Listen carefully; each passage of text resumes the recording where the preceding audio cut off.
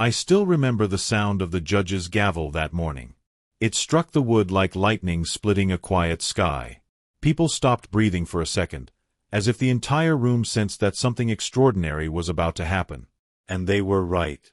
Because at my divorce hearing, my daughter stood up, walked to the front, and played a video that left every single person frozen in their seats, including the man I once called my husband. Before I take you into that moment, let me say one thing from my heart. Life is long, unpredictable, and often unfair, especially for people our age. If you enjoy hearing real stories of family, betrayal, and unexpected justice, I kindly invite you to subscribe. May your days be peaceful, and may your home always stay warm with love. My name is Elena Morales, and I am 30 years old. I was born in Valencia, Spain, in a small apartment overlooking the blue Mediterranean Sea. My mother used to say the sea was a mirror of our destinies, sometimes calm, sometimes stormy, but always honest. I wish my marriage had been half as honest as those waves.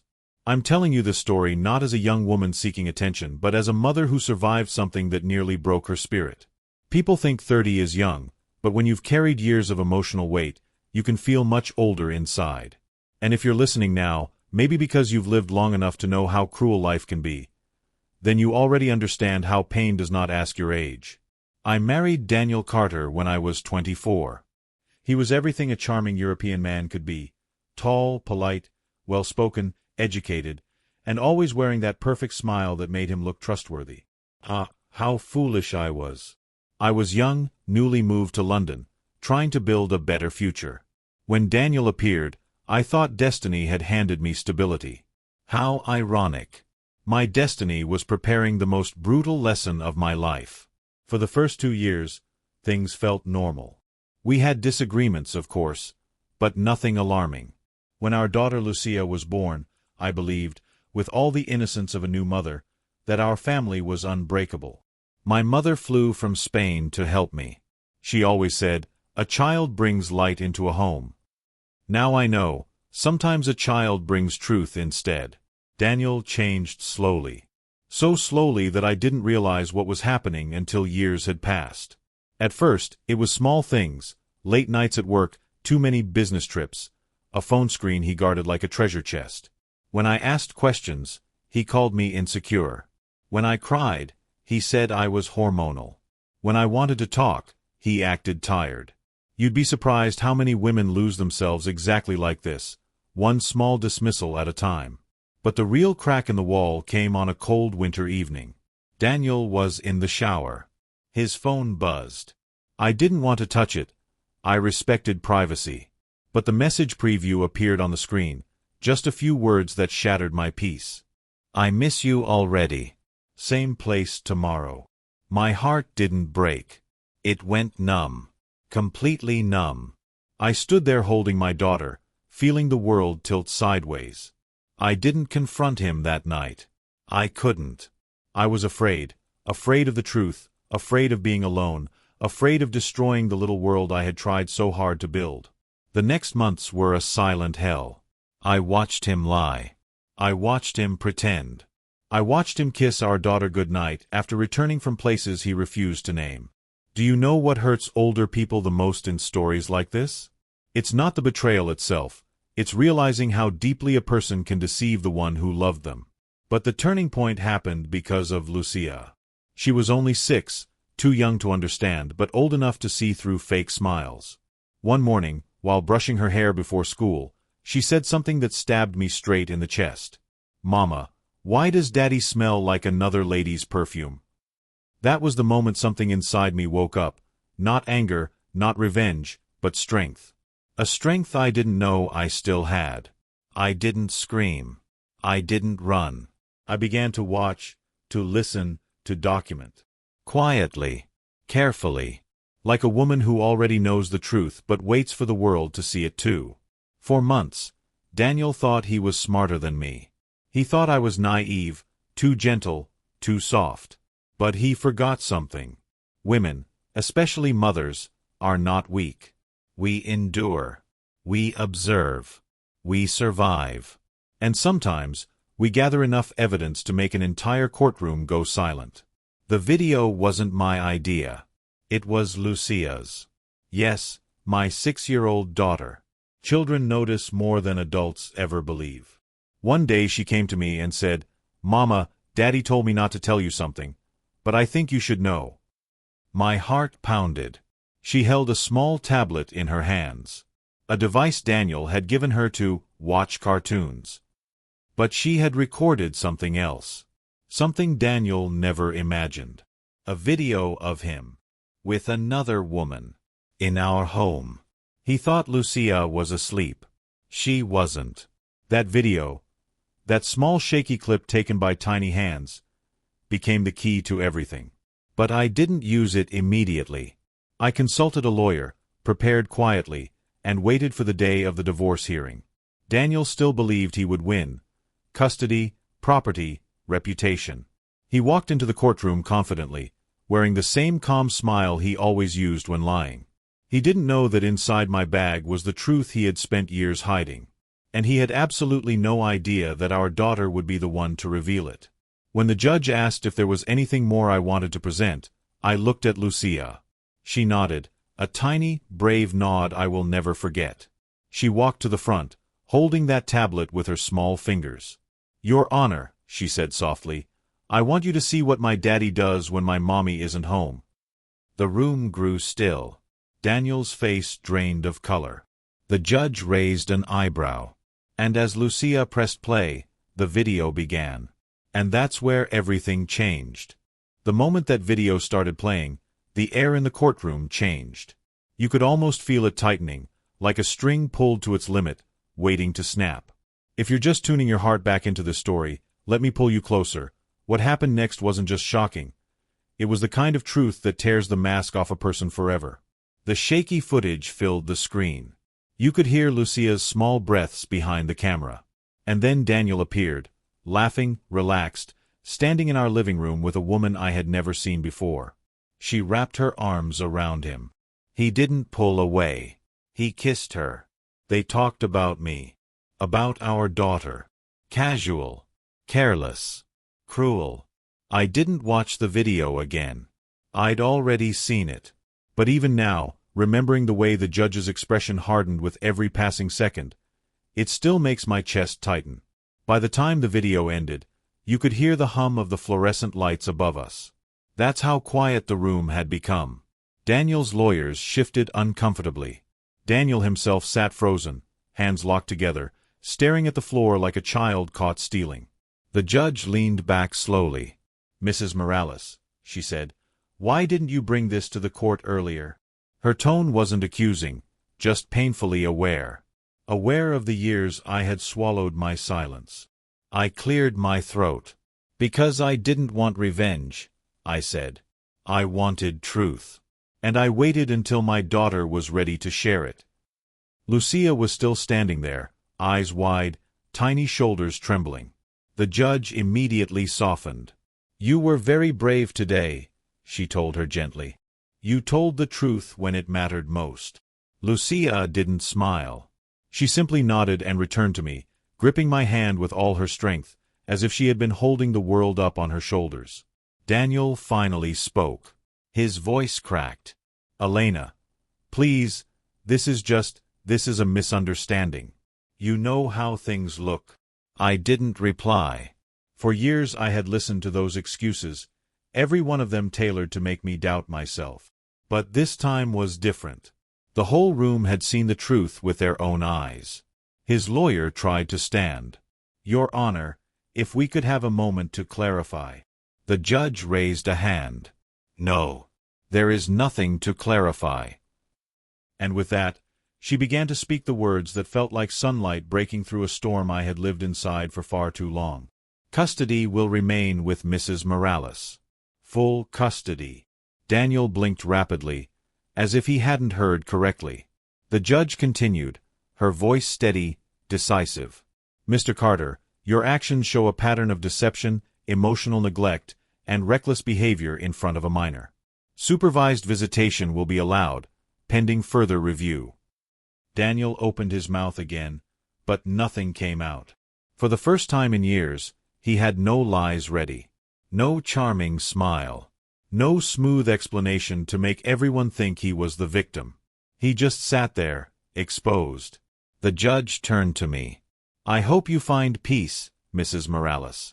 And I hope your daughter grows up knowing how courageous she is." Peace. The word felt foreign, heavy, but beautiful. We walked out of the courtroom slowly. Every eye followed us, not with pity, but with respect. People saw a mother who didn't break, a child who told the truth, a family that had survived its own storm. Outside, on the courthouse steps, Lucía tugged on my sleeve. "Mama," she whispered, "did I do something bad?" My heart cracked and healed at the same time. I knelt, held her face in my hands. "No, mi vida. You did something very, very brave. Because of you, we are free." Free. I tasted the word like warm tea after a long winter. But the story doesn't end on a courthouse staircase. Healing isn't a single moment. It's a slow return to yourself, piece by fragile piece. The first night after the hearing, Lucía slept beside me, clutching my arm the way she used to when she was a baby. I lay awake for a long time just listening to her breathing, realizing how much I had lost, and how much I still had. Over the next weeks, Daniel tried everything. He sent messages claiming he wanted to fix things. He brought gifts for Lucía, thinking they would erase the truth. He even attempted to tell her, "That video didn't mean what you think." But Lucía wasn't the same little girl he once tricked with sweet words and half-hearted smiles. She saw the world clearly now. One afternoon, she looked at him and said, "Daddy, I don't like when you lie to Mommy. Or to me." Daniel went quiet. Completely quiet. That was the day he finally understood. He had destroyed something he could never rebuild. Months have passed since then. I won't pretend everything became perfect. Being a single mother at 30 isn't easy. There are nights I lie awake wondering if I failed somewhere along the way. But then I look at Lucía, confident, expressive, honest, and I know something now that I didn't know before. Sometimes life breaks you so it can rebuild you stronger. Sometimes betrayal opens the door to a new beginning. Sometimes the smallest voice in the room carries the greatest truth. And that's what our story became, a truth that saved us. My mother visited last month. She stood on my balcony, overlooking the city lights, and said, "Elena, the sea was right. Your destiny had storms. But look, you survived them. And now the water is calm again." And for once in my life, I believed her.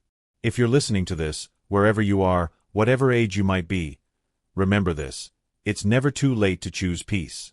Never too late to start again. Never too late to walk away from someone who breaks your spirit. Thank you for staying with me through this chapter of my life. And if you'd like to hear more real stories of courage, family, and second chances, I warmly invite you to subscribe. May your days ahead be gentle, and may your heart always find its way back home. In the months that followed the hearing, life settled into a rhythm I had never experienced before. It wasn't perfect, and it certainly wasn't easy, but it was honest. And after living in the shadow of lies for so long, honesty felt like sunlight on skin that had forgotten warmth. Lucía adjusted better than I expected. Children, despite their delicate hearts, sometimes hold a strength adults forget. She asked fewer questions about her father as the days passed. She still saw him during supervised visits, but those moments were short, structured, and nothing like the family time we once pretended to have. She would return home quiet, thoughtful, and then, slowly, her smile would return, as if choosing happiness again and again. For me, healing came in waves. Some days I felt strong, lighter than I had in years. Other days the weight of everything would press down on me. The betrayal, the loneliness, the uncertainty of raising a child on my own. But each time the heaviness came, something shifted inside me. I was no longer afraid of breaking. I had already broken once. What remained now was a woman rebuilt, piece by piece, with truth and courage. One evening, a few weeks after the court decision, I sat on the balcony with a warm mug of tea in my hands. Lucía was asleep, her tiny breaths drifting through the slightly open window.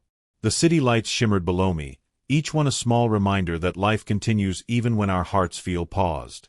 As I watched the glowing streets, A memory rose quietly, one I hadn't touched since the divorce began. It was my wedding day. I remembered standing at the church entrance, my dress brushing the floor, my father beside me with trembling hands.